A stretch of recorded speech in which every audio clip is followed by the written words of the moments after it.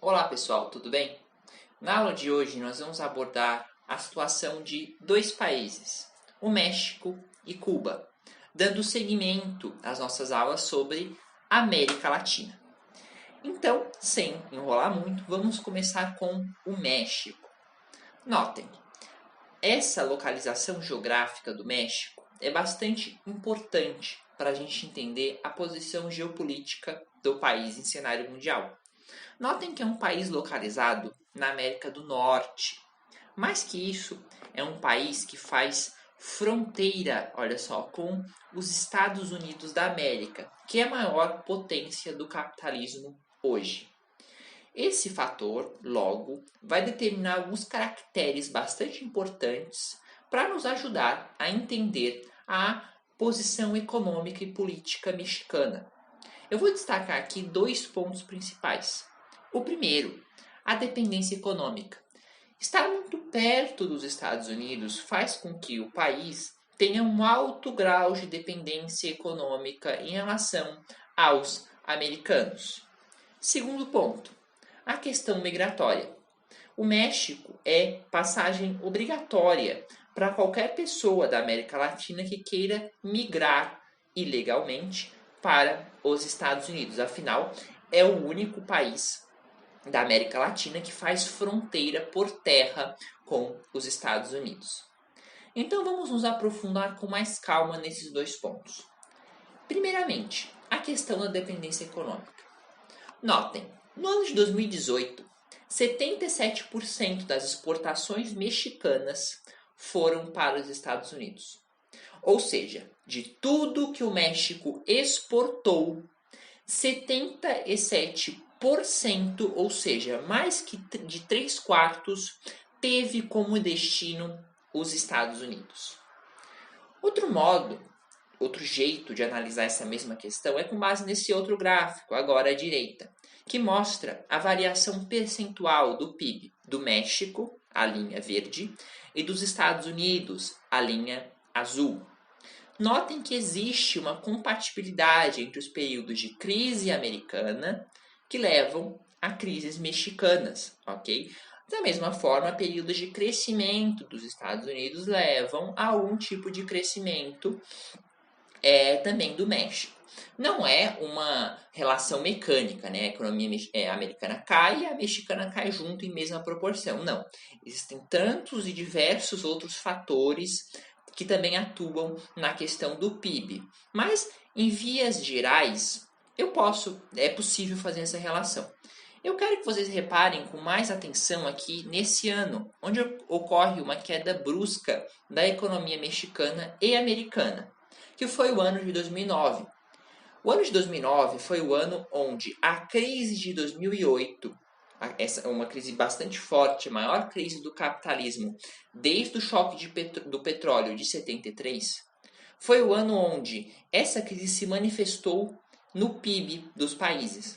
Foi uma crise mundial, então muitos países, a maior parte dos países do mundo teve uma crise econômica nesse período, teve queda de PIB. Mas notem, os Estados Unidos teve uma queda de PIB de aproximadamente 2,5%. O México teve uma queda de PIB de 5,3%. Vamos comparar com os outros países da região? O Chile teve uma queda de 1,5%. O Brasil, aliás, teve uma queda de 0,1%. A Colômbia teve um crescimento de 1,2%. Notem como uma crise que teve como epicentro os Estados Unidos teve um prejuízo maior no México que nos outros países da América Latina. Isso não quer dizer que o México tenha sido, na América Latina, o país que teve o pior desempenho. A Argentina teve uma queda de PIB maior, por exemplo, porque existem tantos outros fatores que influenciam no produto interno bruto dos países. Mas notem que existe uma relação, uma economia forte que foi muito mais prejudicada do que outras economias do continente. Beleza, entendemos do ponto de vista mais generalista que existe uma relação econômica muito forte, um vínculo de dependência econômica da economia mexicana em relação à economia americana. Agora vamos chegar mais perto Vamos entender na prática como ocorre essa dependência nos setores da economia? Então, o ponto principal a entender aqui é a questão das maquiladoras. Eu trago aí para vocês uma conceituação. Maquiladoras são filiais que importam peças da matriz, realizam a montagem e exportam novamente. Vamos entender isso com calma. O que são maquiladoras? São empresas americanas, ou seja, a sede, a matriz da empresa fica nos Estados Unidos. Essas empresas colocam filiais no México, ok? Filiais dentro do território mexicano. Nessas filiais ocorre a montagem desses produtos e esses produtos são exportados novamente para os Estados Unidos para serem consumidos ou às vezes são exportados diretamente para os outros países da América Latina, ok? Mas claro, o lucro vai para os Estados Unidos, afinal a sede, a matriz da empresa é americana. Então notem, por que os Estados Unidos fazem isso? Porque ter a sede nos Estados Unidos, geralmente em uma região mais no sul do país, mais próximo da fronteira, instala uma filial só para montar o produto no México, aí sim, com bastante força, perto da fronteira com os Estados Unidos, nas cidades fronteiriças, e depois o produto volta. Então, os Estados Unidos, assim, as empresas americanas conseguem uma mão de obra barata. Okay? Afinal, a mão de obra mexicana ela é mais barata do que a mão de obra americana. Então, se antes era gasto um valor X para montar um produto nos Estados Unidos, agora se gasta 30%, 40% de X, ou seja, um valor muito menor, para montar o mesmo produto a quilômetros de distância, mas dentro da jurisdição do México, dentro do território do México. Logo, os produtos ficam mais baratos. Se os produtos ficam mais baratos, eles são mais competitivos no mercado global. Um outro fator importante é que a entrada desses produtos nos mercados latino-americanos são facilitados. Porque muitas vezes o México tem alguns acordos econômicos com os países da América Latina que os Estados Unidos não têm. Afinal, o México é um país latino-americano, os Estados Unidos não. Então, notem, produzindo o produto no México é mais fácil adentrar. São produtos americanos, vamos lembrar disso, mas é mais fácil adentrar mercados latinos.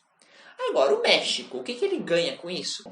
O México ganha a geração de empregos. Afinal, as empresas americanas instalam filiais no México e empregam mexicanos, pagando muito menos do que pagariam para um americano, para americanos empregados, mas ocorre geração de postos de trabalho no México.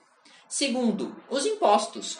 Os impostos que as empresas, essas firmas americanas que instalam filiais no México têm que pagar, vão para o governo mexicano, ou seja, o Estado tem um interesse interessante aí, né? Um interesse interessante é ótimo.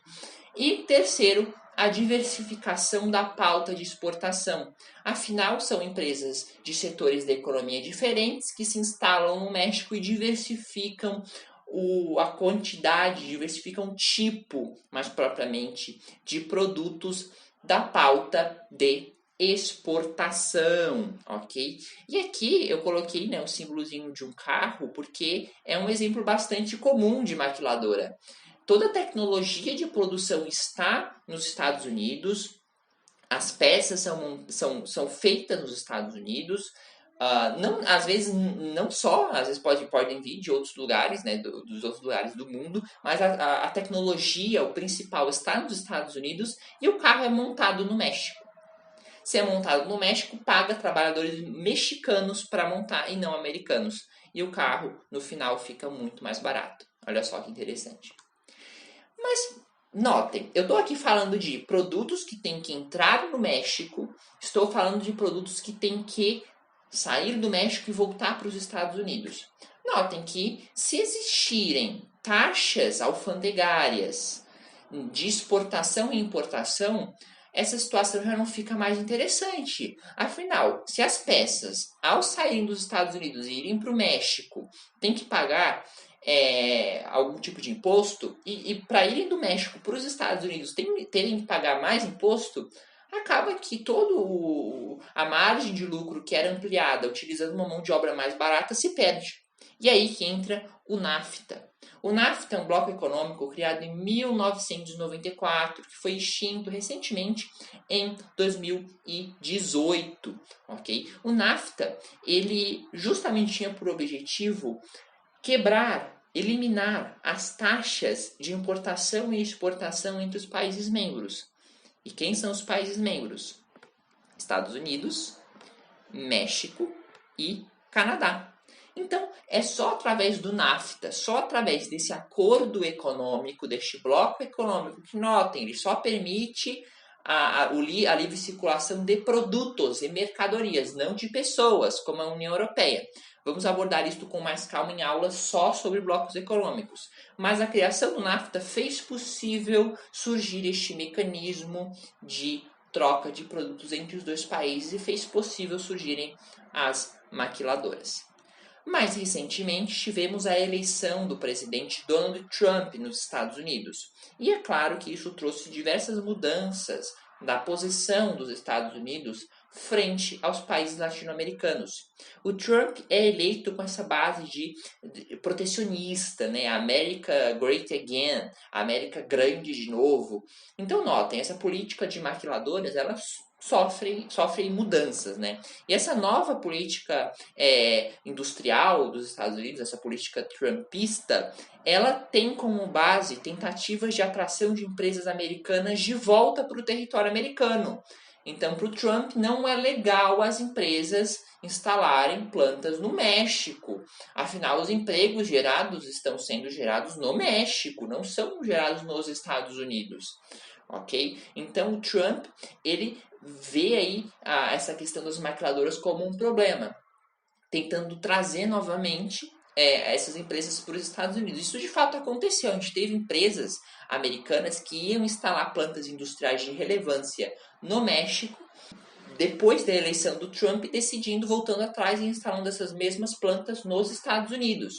Então notem que existe uma reorganização econômica nessa região do globo. E o Trump, vamos lembrar, ele era um grande opositor ao NAFTA, tanto é que o NAFTA hoje, 2020, não existe mais, foi substituído por um outro acordo, ok? Por isso o NAFTA está ali, né, encerrado de 94 até 2018, ele não existe mais. Hoje foi substituído pelo UCSA, ok? Vamos seguir. Aqui eu tenho uma imagem, ok, de uma maquiladora. É uma maquiladora de tecido. Notem, o tecido que está aí, ele não foi produzido no México. Ele muito provavelmente veio dos Estados Unidos. Esse tecido atravessa a fronteira sem pagar nenhum imposto, graças ao NAFTA. Ele é costurado, ele é montado no México, pagando uma mão de obra mais barata nesses galpões, que são as maquiladoras. E depois esse produto montado, feito, prontinho, já manufaturado, volta para os Estados Unidos, custando um valor muito menor. Essa é a lógica das maquiladoras. Bom, vamos seguir. Segundo ponto que eu falei lá no início da aula, a questão migratória, né? Por que migrar? Bem, mexicanos e não mexicanos, muitas vezes habitantes da América Central, migram buscando melhores condições de vida e emprego. Vamos lembrar que, como vimos na aula sobre a América Latina, a primeira aula de introdução, a América Latina é caracterizada por um subcontinente de bastante instabilidade política e econômica. As taxas de desemprego sobem e descem a depender do governo e a depender do momento econômico mundial. Essa instabilidade leva muitas pessoas a buscarem os Estados Unidos, que é visto como um país muito mais estável do ponto de vista econômico. Então, muita gente migra para os Estados Unidos buscando emprego. E aí entra principalmente o mexicano. O mexicano ir para os Estados Unidos buscando emprego e melhores condições de vida. É claro que também tem a questão do sonho americano, American Dream. Vamos lembrar que esse domínio, essa hegemonia global dos Estados Unidos, essa hegemonia que é tão forte aqui da América Latina, que é uma periferia direta dos Estados Unidos, ela se dá também através de uma hegemonia cultural. Ela se dá através também de uma hegemonia que está nos filmes que nós vemos, que está nas séries que nós assistimos, que está nas músicas que escutamos. Nascemos com a ideia que os Estados Unidos é um país muito bom para se viver. Consumimos a cultura americana e temos os Estados Unidos como objetivo de país perfeito. Logo, muitas pessoas, guiadas por esse sonho americano, que muitas vezes não ocorre quando elas de fato migram, acabam atravessando a fronteira.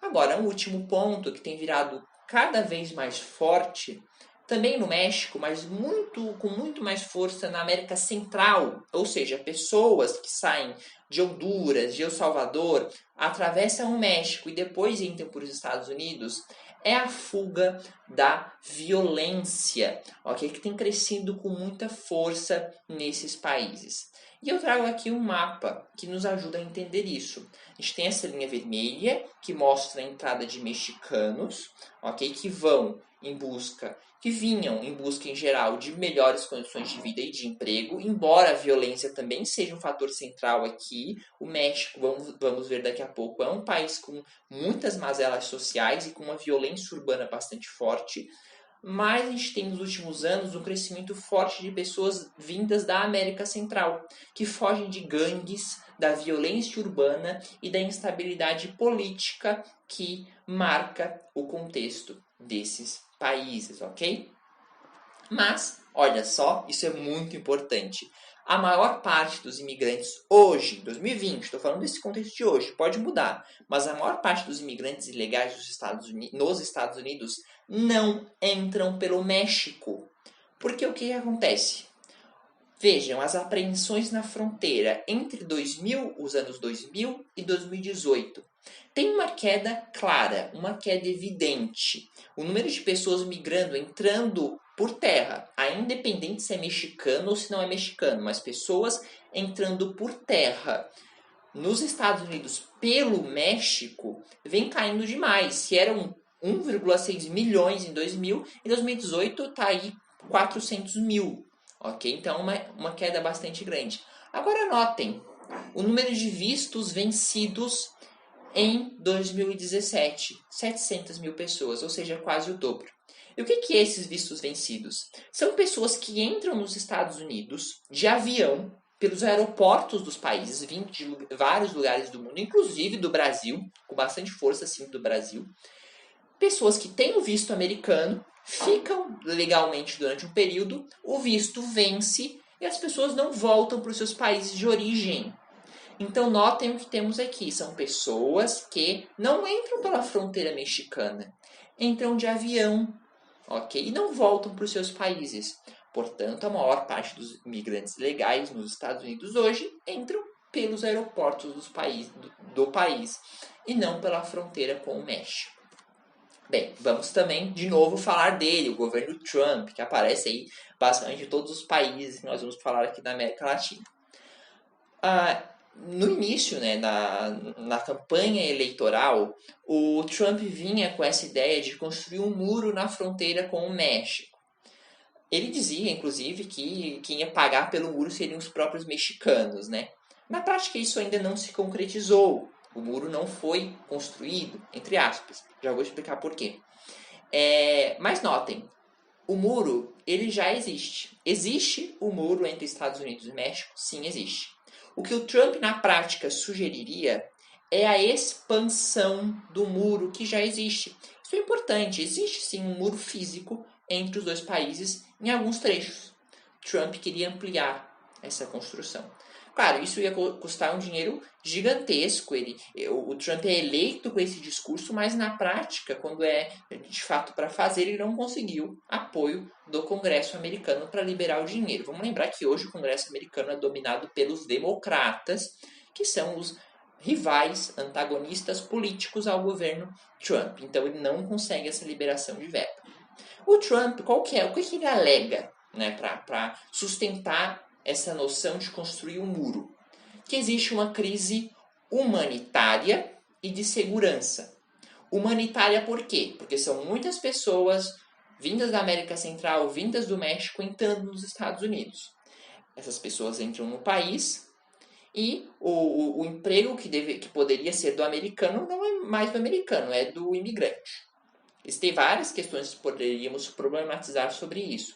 Mas esse é o discurso do Trump. E também é uma questão de segurança, porque além de pessoas, a fronteira entre México e Estados Unidos também é marcada pela entrada de drogas e de armas. Em geral, armas vindas dos Estados Unidos para o México, onde financiam cartéis de droga, e cocaína vindas do México para os Estados Unidos. Então, é uma questão dupla aí, de humanitária, uma crise humanitária e uma crise de segurança. Nos últimos anos, e ali em meados de 2018 com mais força, isso aí já foi tema de vestibular, já caiu, por exemplo, na UDESC, aqui em Santa Catarina, que foi a política de tolerância zero, okay? Que ela foi criada pelo Donald Trump para desencorajar a imigração de pessoas. A política de tolerância zero permitiria uma questão bastante polêmica, que é a separação das crianças dos pais imigrantes. Antes dessa política, o que acontecia? A pessoa que entrava nos Estados Unidos com criança e fosse pega, ela não poderia, notem, ela não poderia ser separada, a criança não poderia ser separada do pai. Ok? Eles tinham que ficar juntos. Só que os espaços de retenção, de reclusão desses imigrantes não davam conta de ficarem com crianças. Então, o que acontecia na prática? A pessoa adulta tinha que ser liberada junto com seu filho.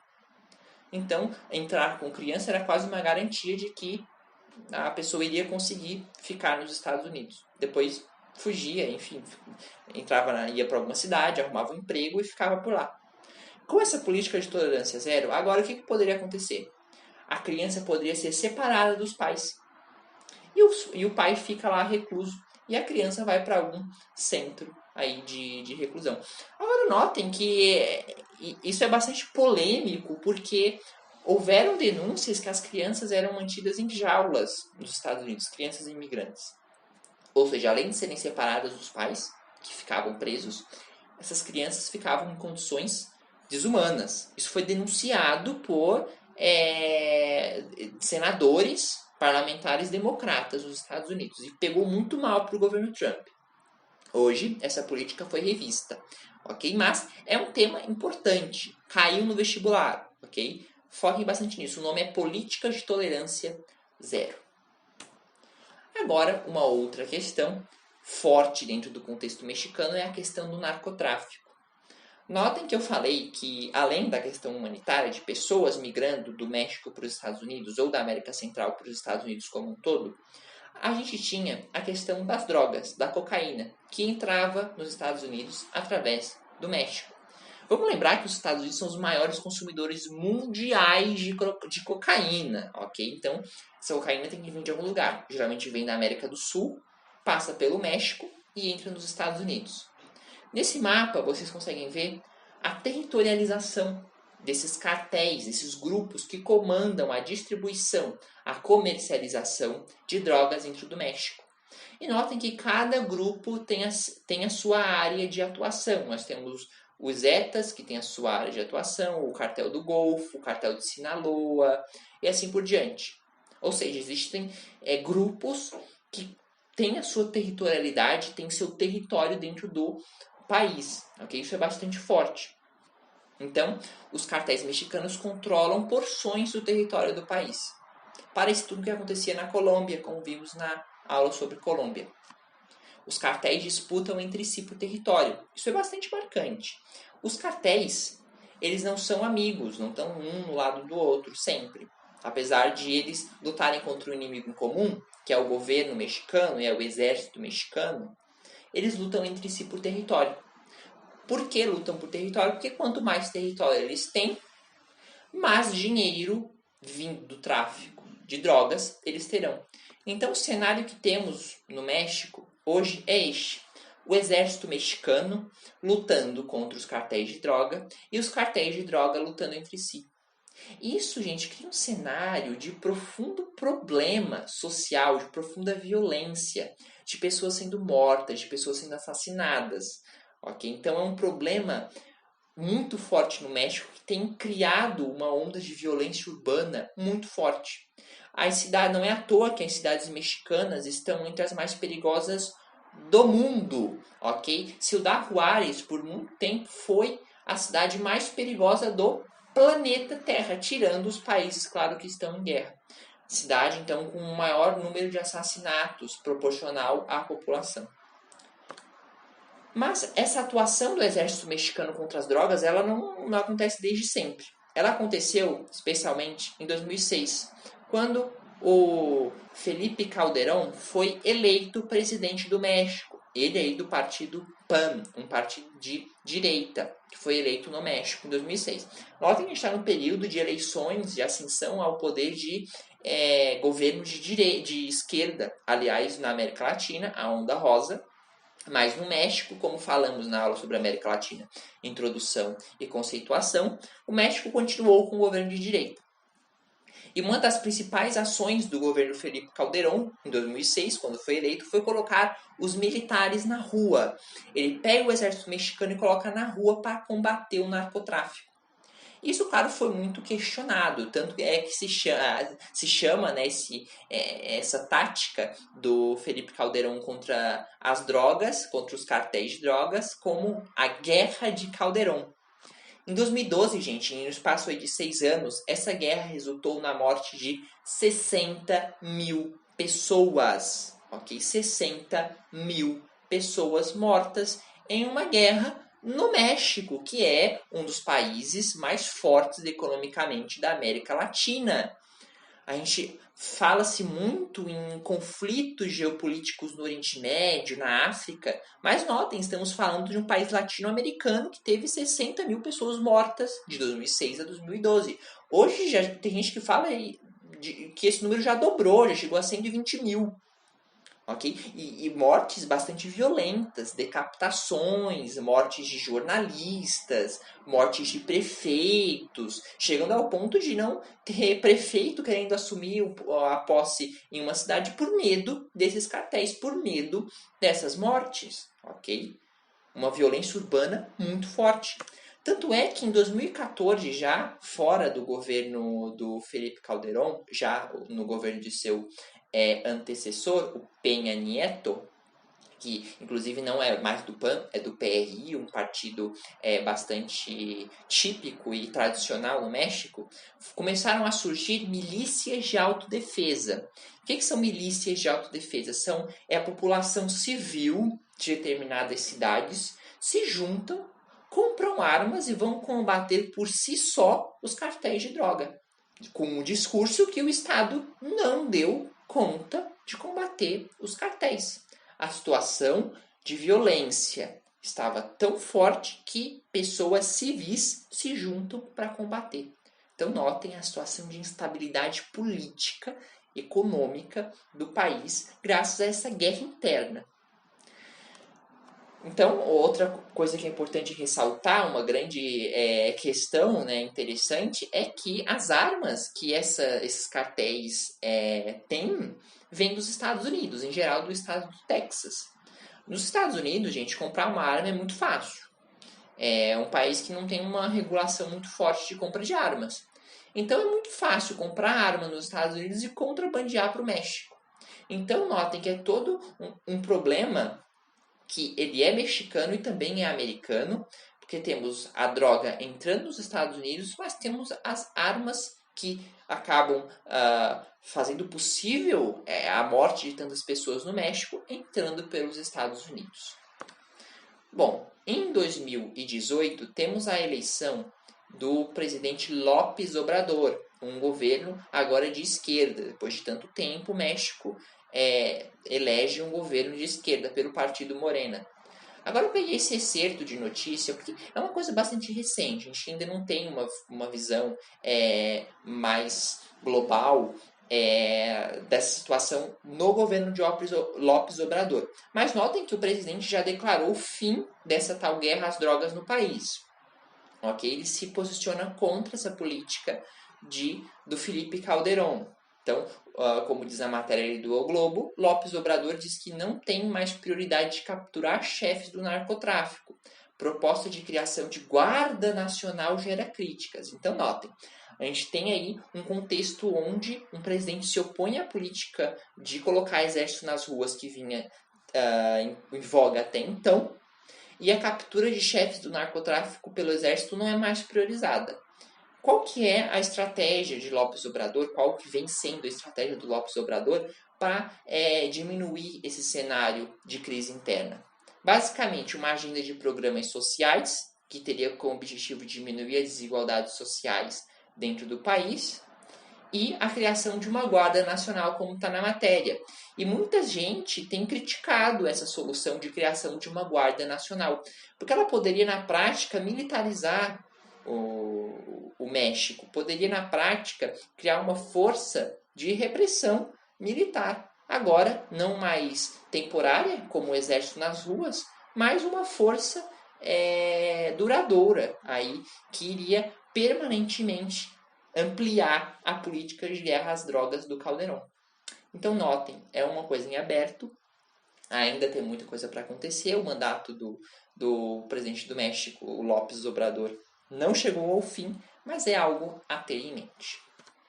Agora, por fim, vamos falar do grupo, o principal grupo insurgente no México, que é o Exército Zapatista pela Libertação Nacional. E quando eu falo do EZLN, que é a sigla do grupo, eu destaco uma região específica do país, um estado do país, que é o estado de Chiapas, que é onde a EZLN combate com maior força.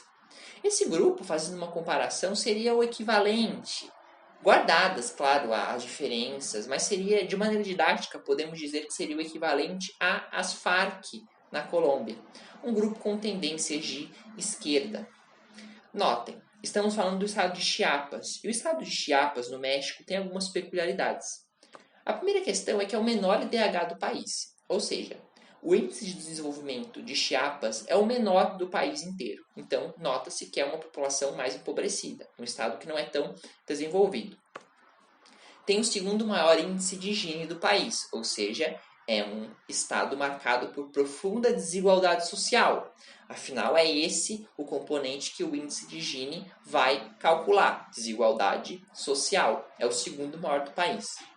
É uma economia basicamente pautada na agricultura. Ela não tem uma força industrial muito grande. Concentração fundiária. Muitas terras nas mãos de poucas pessoas. E, por fim, uma população indígena muito forte. É o estado que concentra aí a primeira ou a segunda maior proporção de indígenas do país. Okay? Então, temos um cenário de pobreza, um estado desigual e um estado onde as pessoas mais pobres são justamente a população indígena. Então, temos uma questão econômica e uma questão étnica muito pronunciada no estado de Chiapas. Mas, para entendermos a criação do Exército Zapatista da Libertação Nacional, temos que entender um pouco da história mexicana e quem foi Emiliano Zapata. Notem, o nome é Exército Zapatista, portanto vem de Zapata.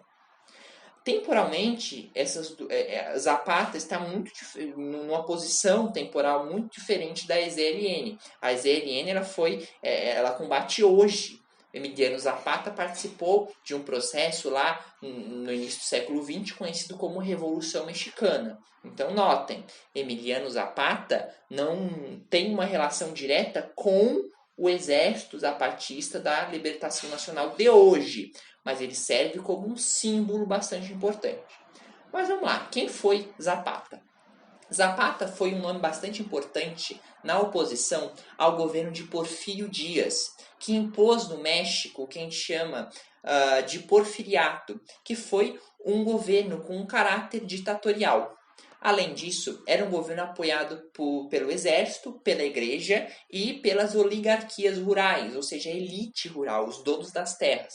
Então, notem, temos um quadro aqui de um governo conservador, um governo aliado aos interesses dos grandes proprietários rurais. se opondo logo, justamente, às ideias de Emiliano Zapata.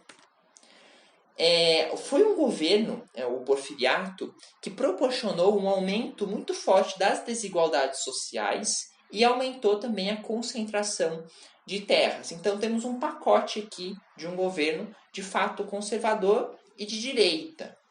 Já o Zapata surge com a ideia de reforma agrária. Então notem a oposição forte que existe entre esses dois pensamentos. De um lado, o Porfiriato, ok, com essa tendência à direita de concentração de terras. Do outro, Emiliano Zapata, com a noção de reforma agrária, que é pegar essas grandes terras nas mãos de uma só pessoa e dividir para várias pessoas. Logo, temos uma oposição clara entre ideologias. Aqui, uma tática bastante utilizada por Emiliano Zapata foi a ocupação de latifúndios. De fato, eles ocupavam latifúndios agrícolas de grandes proprietários, como uma tática para conseguir desestabilizar o governo durante esse contexto de Revolução Mexicana. Isso não é algo que a EZLN hoje faz. Importante ressaltar isso. Mas depois de todo um contexto aí que teve também o apoio de Pancho Villa, né? O Emiliano Zapata ele combatia mais no sul do país e o Pancho Villa mais ao norte. Teve o apoio de uma burguesia urbana, que tinha como principal nome Madero. Depois Madero acaba assumindo como presidente e não agrada nem Zapata nem Pancho Villa. Então temos um contexto bastante complexo que não é o nosso intuito aqui, que é o contexto de Revolução Mexicana. Mas, no fim das contas, o grande final dessa Revolução Mexicana foi a Constituição de 1917, que foi posta em prática pelo Venustiano, o presidente do país, Venustiano Carranza, que era uma constituição bastante moderna para o período, bastante progressista, com vários fatores ali bastante progressistas para o período. E o que é importante para a gente saber aqui é os erridos. Os erridos que estavam contemplados ali na Constituição de 1917 diziam respeito ao uso coletivo das terras. Então, notem, iriam ser criadas áreas, terras agrícolas, cujo uso seria coletivo. Ou seja, uma ideia bastante compatível com a ideia de reforma agrária do Emiliano Zapata e do Pancho Villa. De fato, a reforma agrária só ocorre lá em na década de 30, na verdade, durante o governo Lázaro Cárdenas, já num contexto aí de populismo mexicano, depois que o Emiliano Zapata já tinha morrido. Mas notem, então, que nós temos vários avanços que não são perfeitos, mas são avanços no contexto da estrutura fundiária do México. Guardem isso com carinho. Temos Emiliano Zapata como um símbolo dessa divisão de terras. O tempo passa, chegamos a 1994 e temos o NAFTA. O NAFTA, vamos lembrar, como já falei no primeiro slide, sobre a dependência econômica do México aos Estados Unidos, é aí um bloco econômico que prevê, ou melhor, que previa o livre comércio entre México, Estados Unidos e Canadá. Só que, além disso, existiram algumas cláusulas bastante polêmicas. Entre elas, teríamos a eliminação dos ejidos. Notem, os ejidos eram áreas agrícolas compartilhadas por todos, algo bastante contra os interesses das grandes empresas do agronegócio. Então, um dos pontos que o México assina para entrar no NAFTA é extinguir esses ejidos. Isso revolta muita gente. E aí revolta principalmente a EZLN, que faz um levante armado, contra a adesão do México ao NAFTA. Isso quer dizer que a EZLN surge em 94? Não. A EZLN data lá da década de 80, mas foi só em 94 que eles ganham aí uma relevância nacional. Afinal, temos um acordo em nível nacional que iria contra os avanços que foram proporcionados por Emiliano Zapata e Pancho Villa lá no início do século XX. Como se constitui essa EZLN? Temos basicamente indígenas, grupos indígenas, juntos com comunistas, com trabalhadores urbanos aí das grandes cidades, que têm uma aproximação ideológica com o marxismo, junto com grupos indígenas que viviam nos campos, nos espaços rurais. Então, a EZLN ela tem, vamos lembrar, um fator étnico importante, indígenas. Inclusive, muitos descendentes de maias, do grupo da população maia que habitava antes da chegada dos europeus na América Latina, aderiram a esse movimento da EZLN, ok?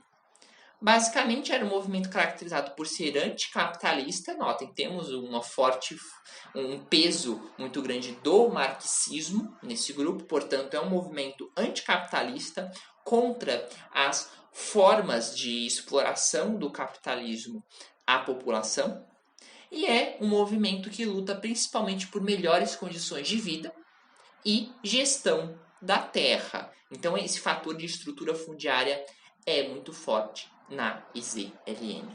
Esse é um parâmetro geral do que é o Exército Zapatista de Libertação Nacional. São os principais pontos que caem no vestibular, mas é um tema aí bastante rico a ser explorado. Então agora vamos tratar do nosso segundo país, Cuba.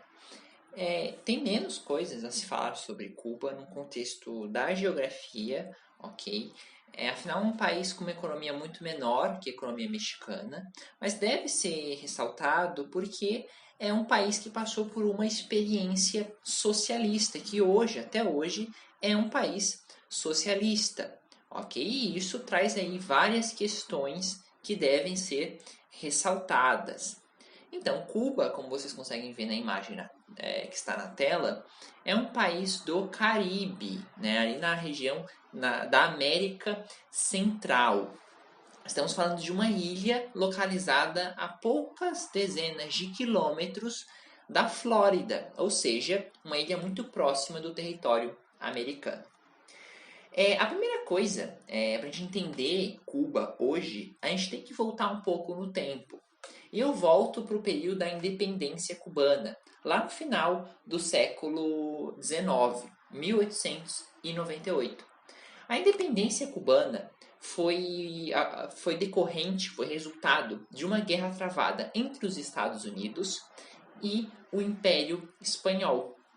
Notem, eu estou falando aqui daquele mesmo elemento ressaltado na a primeira aula sobre a América Latina, né? As tais guerras americano-espanhola, ou melhor, hispano-americanas, né?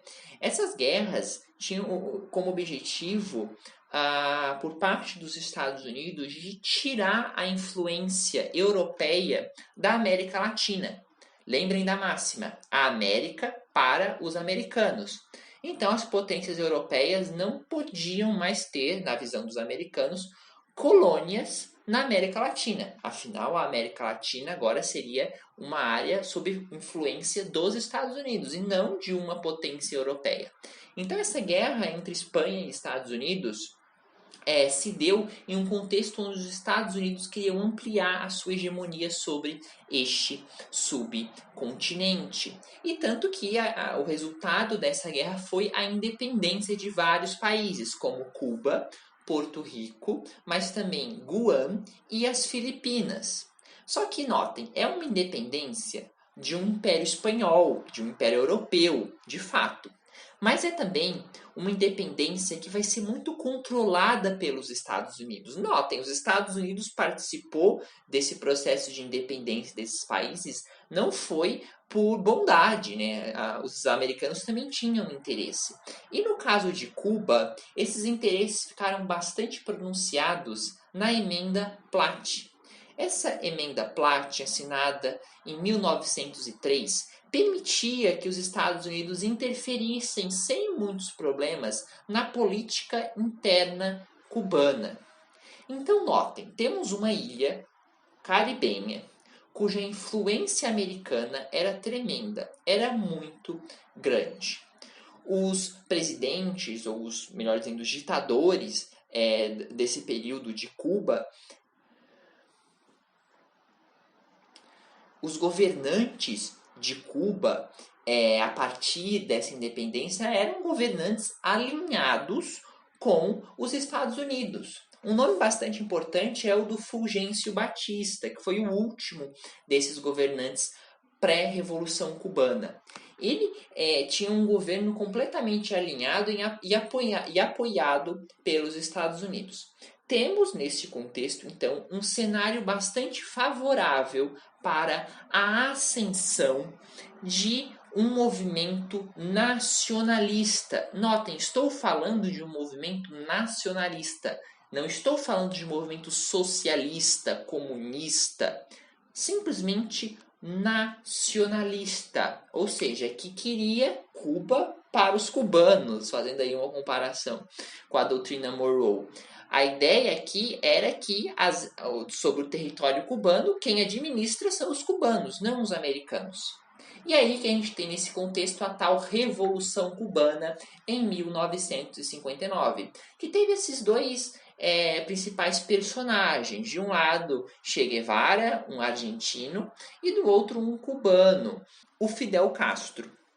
Então, notem, aqui estou falando de uma revolução nacionalista que tinha como objetivo afastar a influência americana do poder na ilha.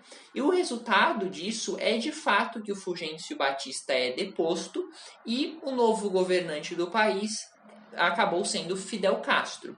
E o Che Guevara sai de cena, volta para a América do Sul, apoiar movimentos aqui na América do Sul, e o Fidel Castro continua sendo o presidente de Cuba por aí muitas décadas. Notem, um movimento um movimento nacionalista, portanto, anti-Estados Unidos. Um fator importante aqui é que esse novo governo se propunha a nacionalizar as transnacionais, ou seja, empresas americanas, em geral, que atuavam em Cuba, tornavam-se estatais cubanas, ou seja, empresas eram nacionalizadas. E é óbvio que o governo americano não gostou nada disso, ok? Tanto que propuseram um embargo econômico em 1962 contra o governo cubano, contra o país, contra Cuba.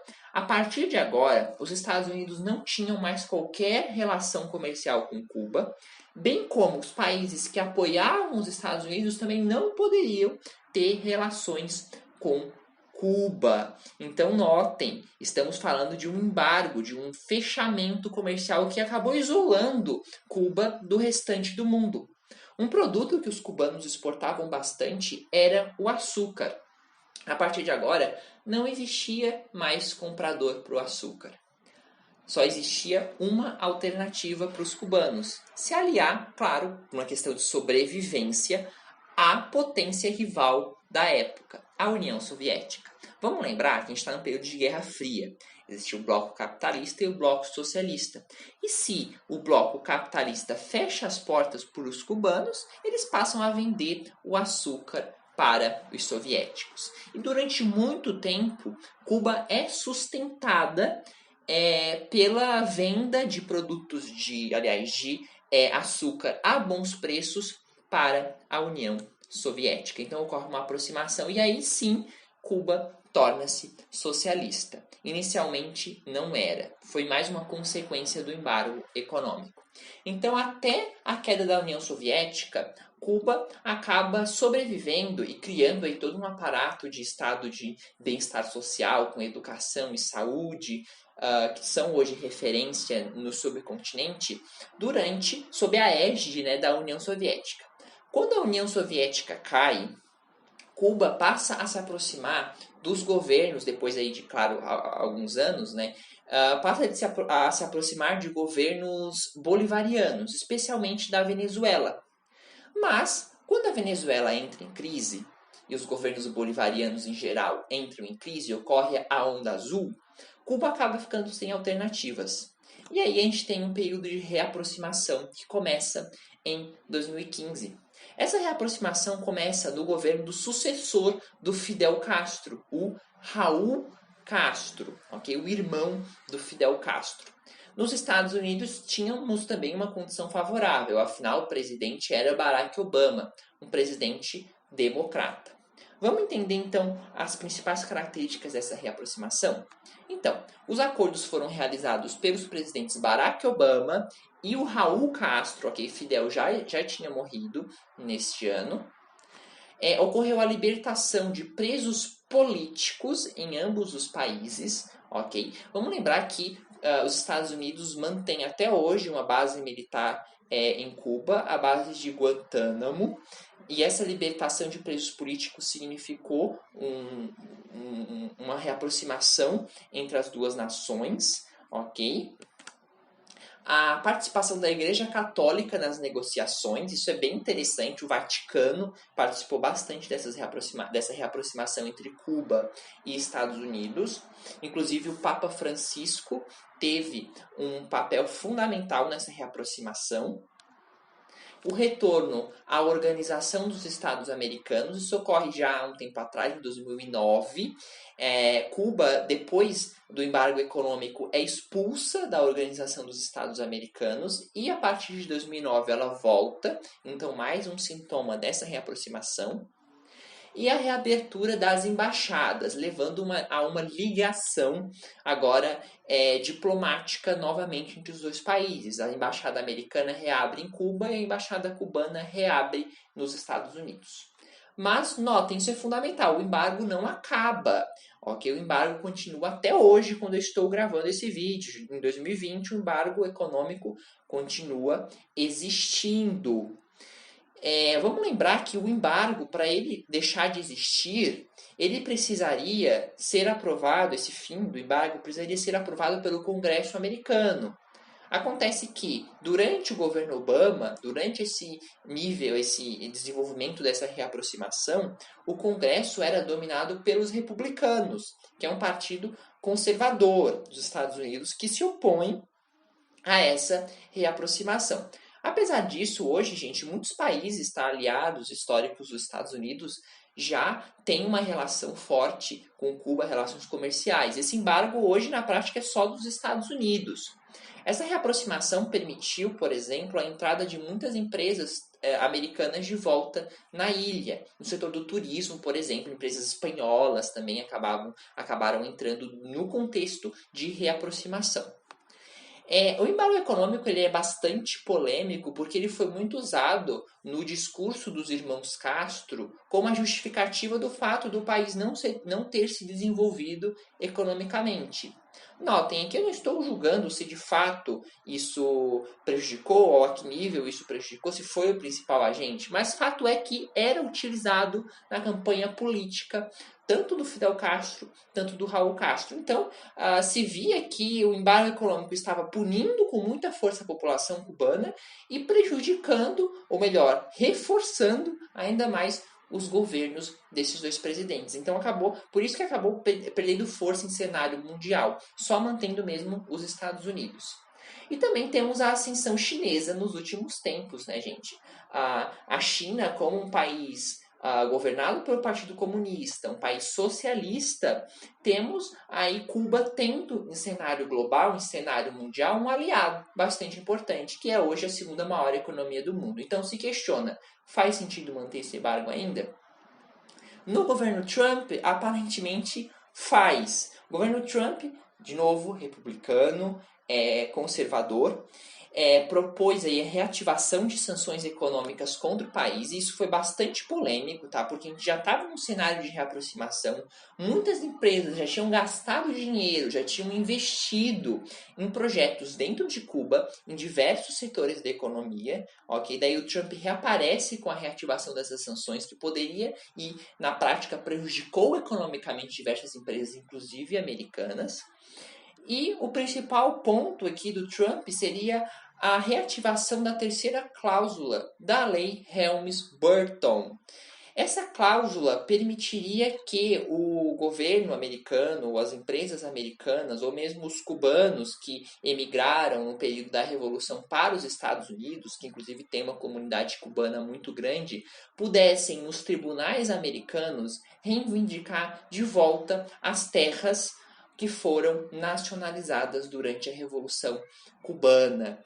Vamos lembrar que muitas dessas terras já estavam hoje sob o poder de outras empresas de outros países. Ou seja, isso poderia causar aí um prejuízo econômico para essas empresas que no período da reaproximação investiram dinheiro em projetos industriais, em projetos de turismo, e depois aparece alguém lá ou uma empresa americana dizendo não, essa terra é minha porque antes de 59 ela era minha e eu tenho direito a recorrer em um tribunal americano, ok?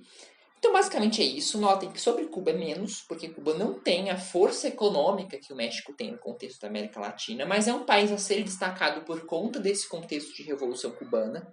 Esses são os principais pontos sobre México e sobre Cuba para provas de vestibular, ok?